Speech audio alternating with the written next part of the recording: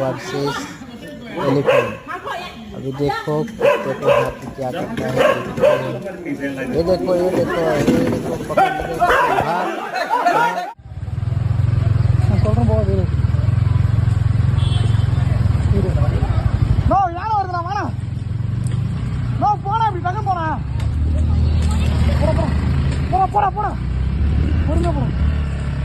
வெளியே வந்துட்டோம். போடா போங்கடா.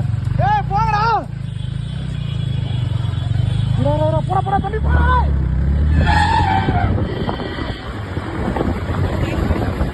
நீ முழுக்க